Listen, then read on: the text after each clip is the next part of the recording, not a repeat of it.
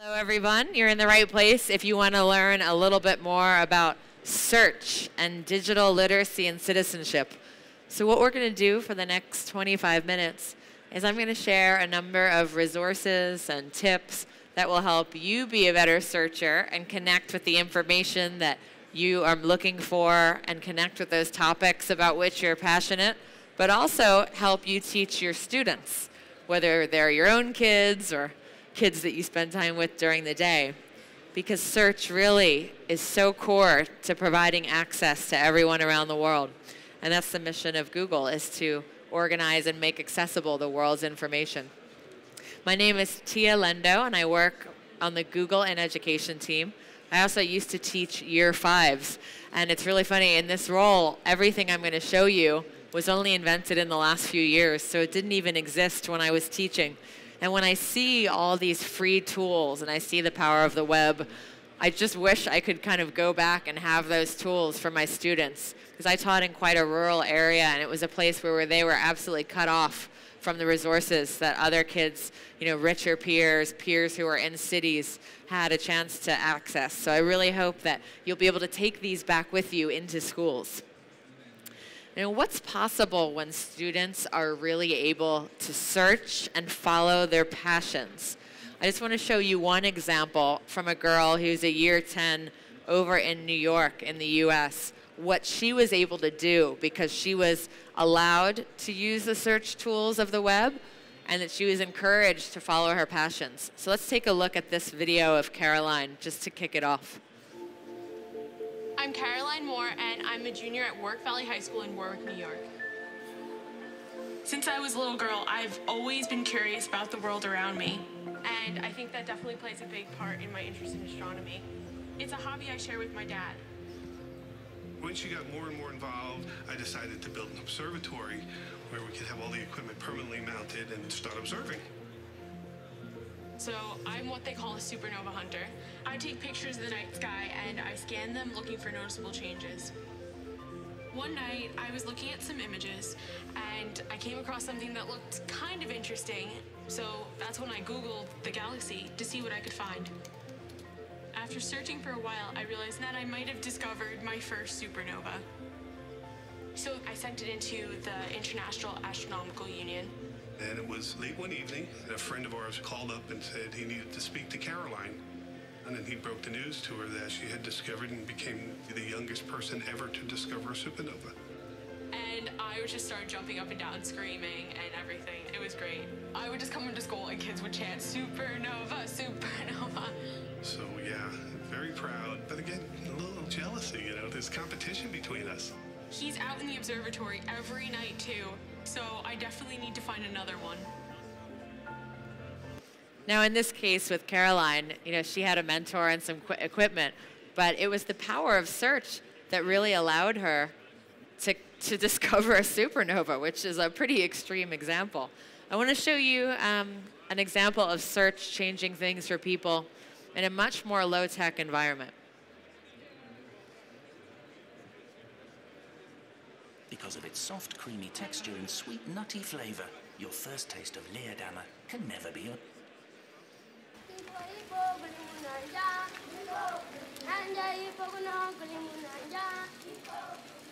Not long ago, I planted a crop of potatoes. Then, suddenly, they started dying one after the other. Checked out the books and they didn't tell me much. So I went and I did the search. Potato diseases. One of the websites told me that ants could be the problem. It said sprinkle wood ash over the plants. Then after a few days, the ants disappeared. I got excited about the internet. I have this friend who really would like to expand his business. So we went in him to the cyber cafe and we checked out several sites. When I met him next, he was going to put a windmill at a local school. I felt proud because something that wasn't there before was suddenly there. I realized that not everybody can be able to access what I was able to access. I thought that I need to have an internet that my grandmother can use. And so I thought about a notice board. a simple wooden notice board. When I get information on my phone, I'm able to post the information on the notice board. So it's basically like a computer. I use the internet to help people. I think I'm searching for a better life for me and my neighbors. So many people have access to information, but there's no follow-up to that. I think a follow-up to that is no knowledge. When people have the knowledge, they can find solutions without having to be helped out. Information is powerful, but it is how we use it that will define us. And these are two quite extreme examples, but we hear stories of this all the time, and these are two real people. If you talk to students and you ask them, if they want to learn something new, they don't read a manual. They go to YouTube and they watch a video about it. My friend has this great picture of his son where he's playing Minecraft. You guys know about that site where you can create a virtual environment. And anyway, one computer, he's got that going. The other computer, he's watching YouTube videos about how to do something in Minecraft. This is how they search. And sometimes I think people can be scared because these things are new to us. But, technology is just really anything that was made, after you were born. I mean, for the students, they grew up in this. They understand and they're comfortable with it. So we hope that just like with a car where you'll teach your student to cross the street and you'll teach your student to drive, that you'll do the same thing with the web. And you will give them that access to search, to YouTube, because if you cut that off, then you're cutting off this world of opportunity. So what I want to show you today is some resources that are going to help you put your students and yourself in a good place to take advantage of these resources really effectively and quickly, and also safely as online digital citizens. So I'm on google.com/edu. Most of the things I'm going to show you today, you'll be able to search to find them, so you won't need to write these things down. But if you want to write down one thing, google.com/edu. And we're going to be in the for teachers area, which is right there at the top. And I'm going to spend the time in classroom tools. We have educator resources in here. So these are all of the free tools that are used by many people for many things, but particularly are helpful in school. And you can see all of the different themes. We have a lot of tools about collaboration and connecting. I'm going to spend a lot of time here in the search tools. And we have many others as well that I won't have a chance to show you today. Tools for computer science, for exploring your world. And then we're going to start actually down here in the bottom left, digital literacy and citizenship. So when I say digital literacy, I mean, how do you use the tools? I mean, literally, how do you start the computer? How do you search? And then when I say digital citizenship, I mean, how do you use these things as a good global citizen in a way that's safe and appropriate? What's so exciting is that although the internet is still relatively young, every year there's more and better tools being made by organizations to help us teach digital literacy and citizenship. So first, just a question for you all. Whose job is it in schools to teach these topics, digital literacy and citizenship? In your schools, who teaches those topics? Should be everyone. That's normally what I say, so you stole my thunder. It's like reading. How many searches have you done today? A lot, right? And then you read. We're all teachers of reading. Really, we should all be teachers of digital literacy. But it's also important to have somebody who's, of course, tasked with it, too. And a lot of schools don't have media specialists anymore, don't have librarians, don't necessarily have ICT teachers. So it's really worth just going back to reflect on who is making sure they equip, the students with these skills. It could be basic things. How do you write an email to somebody to ask them for an informational interview about university? Or it could be things that are a lot more complex. So down here, I just want to highlight a few of the resources from Google and from third parties. So first, on the digital literacy, just how the tools work, Good to Know is a really interesting site. And there's some improvements in store for this. But this is really for adults, for teachers, parents, to understand some of the technical side of how the web works. So you'll be able to read in here all about your data and what are these cookies things and how do you get your data out from places. There's a lot about staying safe online, picking good passwords, good behaviors, etc.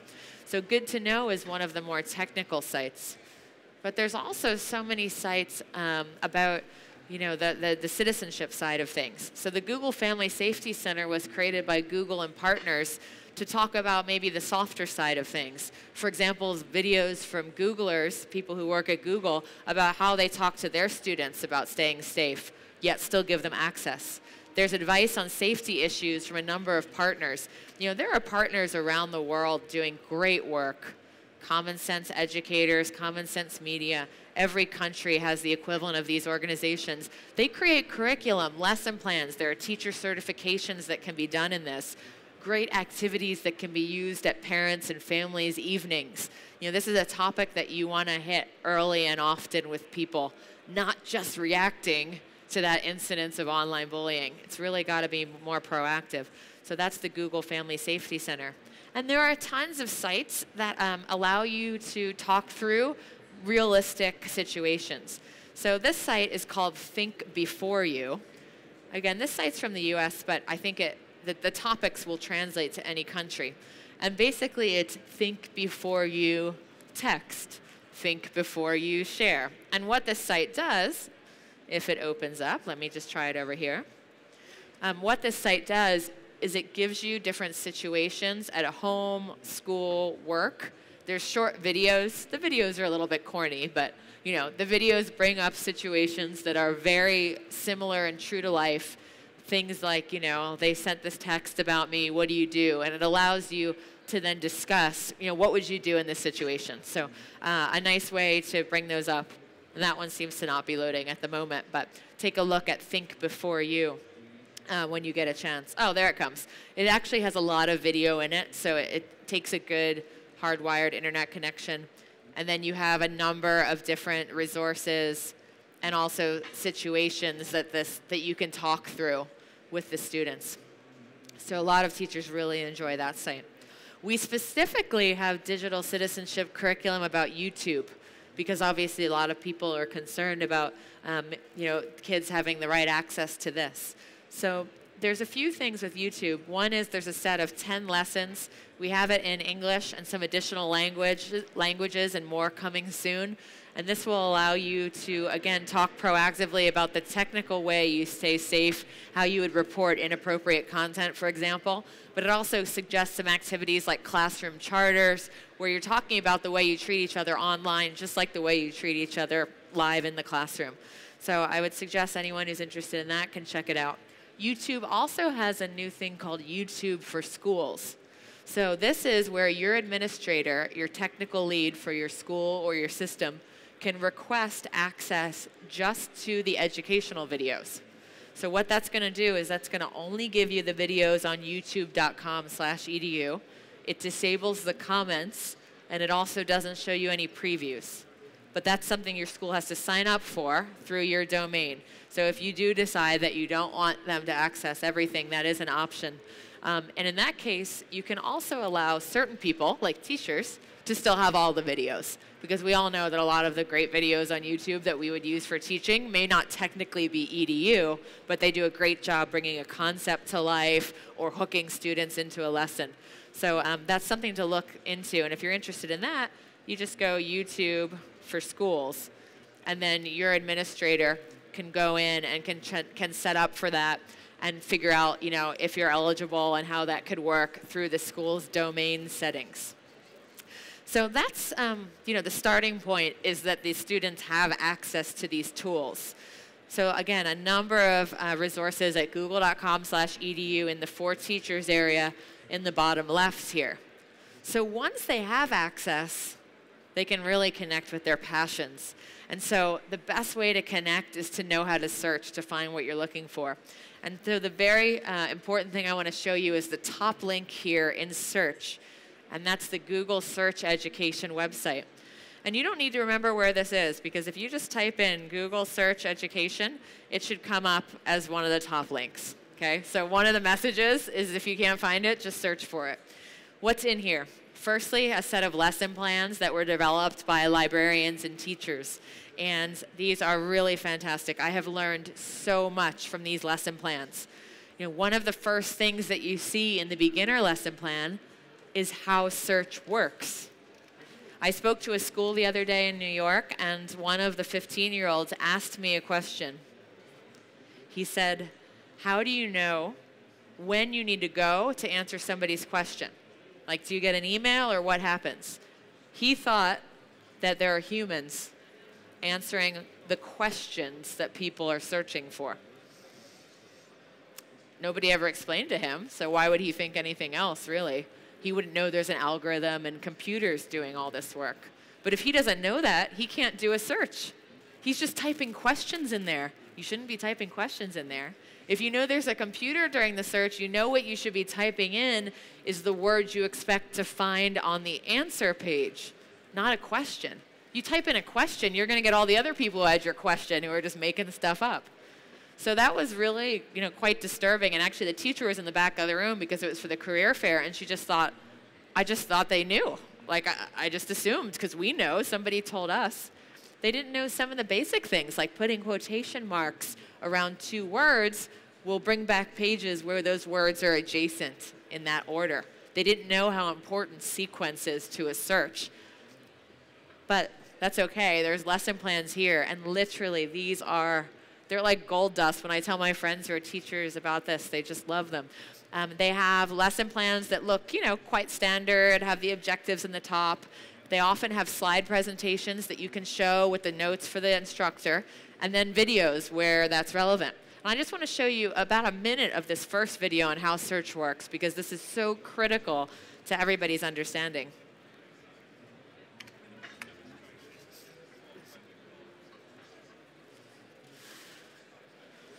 Hi, my name is Matt Cutts. I'm an engineer in the quality group at Google, and I'd like to talk today about what happens when you do a web search. The first thing to understand is that when you do a Google search, you aren't actually searching the web. You're searching Google's index of the web, or at least as much of it as we can find. We do this with software programs called spiders.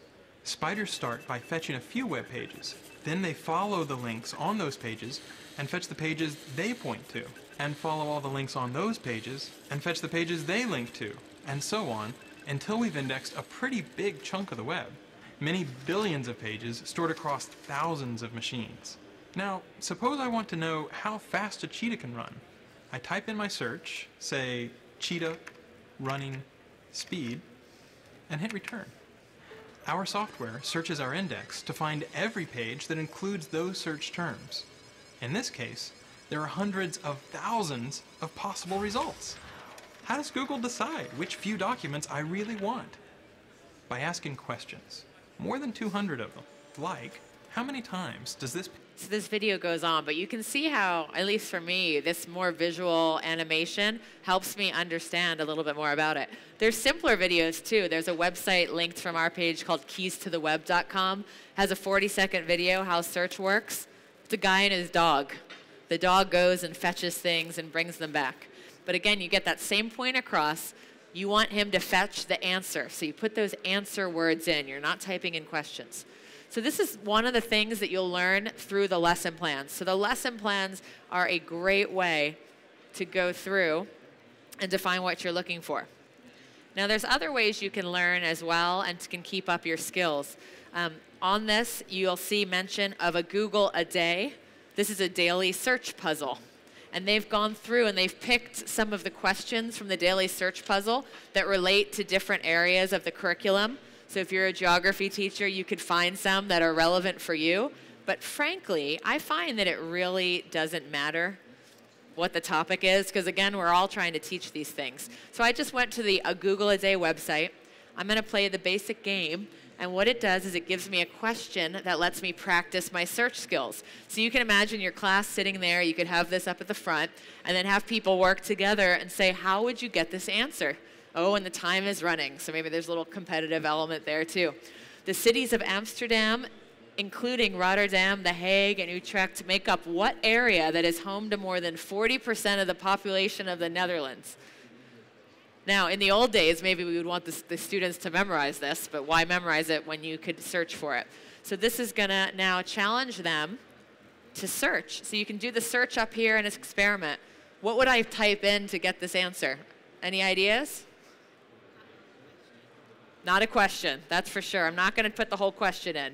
So I might just say Amsterdam, Rotterdam, Hague region, perhaps. So again, I'm trying to put the words that are going to appear on the answer. And as I go through, I can enter my answer down here to see if I'm right, but I can also get hints that will help me and clues. Okay, so this is a great way to kind of help kids practice. Now, this might seem like a basic question, but you're going to learn some other kind of not higher level, but maybe nuanced search skills through these too.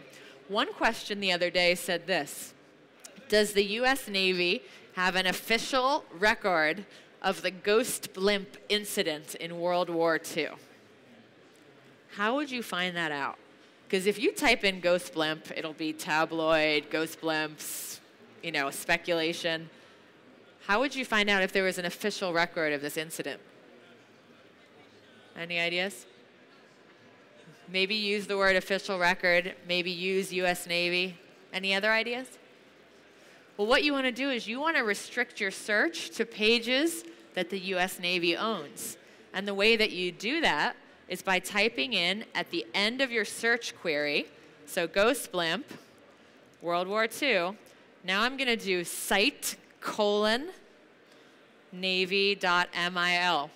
Okay? No space after the word site:/. Go straight into that domain. So I would obviously have to know that navy.mil is the US Navy one, but I could find that out no problem. And now all of these results are only from navy.mil. I use this all the time. I read an article, you know, it was about Kate Middleton, and I know that it was in site guardian.co.uk. Okay, again, that's only going to return guardian.co.uk. This is really helpful in locating, you know, and restricting your searches. So that's one of the types of things that you would use. So that's an appendage to your search that helps you find things more quickly. There are other ones too. Let's pretend I'm writing a paper on panthers.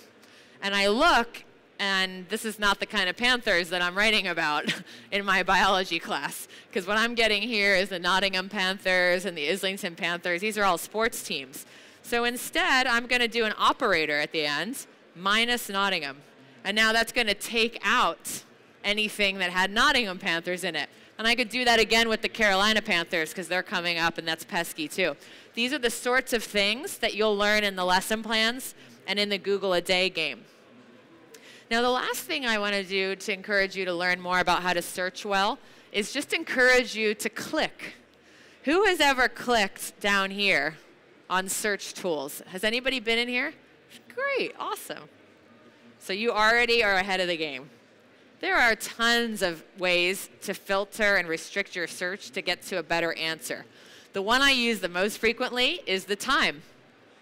What if I want things about the Panthers, and actually in this case, I do want the Nottingham Panthers, but I don't want to know about the main page and last week's news. I want to come in here and I want to find information from the past 24 hours. There you go. That's the latest news from the past 24 hours. There's a lot of times when we're working with the students on current events, or they can compare. Do a search about David Cameron in the last 24 hours. Do a search about him in the past year. See how the results change and maybe compare and contrast. So this is just one of the many tools that's down here. There are so many different results. I can do the reading level. Okay. If things are too difficult for me, I can click on basic and it will only return the pages that are year 5 reading level and below. And there's all sorts of other things in here too. So you can even look at translated foreign pages. So maybe I'm doing a report about Americans in Iran. Okay. But I don't want to read the results that were originally written in English. I'm really curious to know what people maybe who lived there thought of it. So I'm going to go into the search tools and I'm going to translate foreign pages. It started in English because of the fact that it knew I'm logging in here in the UK. Look what it's done now. It's assumed that I want answers from Persian. because it figured that out because I put the word Iran in there. And it's translated them straight to English for me. Look at this, translated from Persian. So it's a machine translation, which of course is not exactly perfect, but it gets better and better every day. And if nothing else, you can compare what are the first 5 results when you searched for pages written in English versus what are the first 5 results when you search for pages authored in Persian. Or maybe it's not Persian. Maybe it's you want to hear what native writers and speakers of French thought about it. You can do that too. I was doing a lot of that with the Olympics. I know my friend's student uses this a lot for Model UN, just to get a flavor of the top results in a different area. So that's there's tons of things in here. There's I'd say that the time, the reading level, and the translation though are probably some of the top ones. So again, just to recap where you can find these resources, Google Search Education page has all of the lesson plans and a link to a Google Day game so that you can learn more about how to search. And frankly, you could let your students learn this and teach each other, right? There's 9 lesson plans in there. Divide them up, have them each read one, present back to the class what they learned. They will love it. You don't have to be the keeper of the knowledge, right? They can search to find it, so take some pressure off yourself. And then hopefully they'll really use search to connect with what they're looking for. And when they go out into the world of work and university, the ability to be an independent, effective searcher is just such a differentiator. Those who can and those who can't are going to have a much easier or difficult time as a result. And maybe the kids and you will use search to connect with your true passions. And so I'm going to leave you with this last kind of quite fun video about what you might be able to do if you're an effective searcher.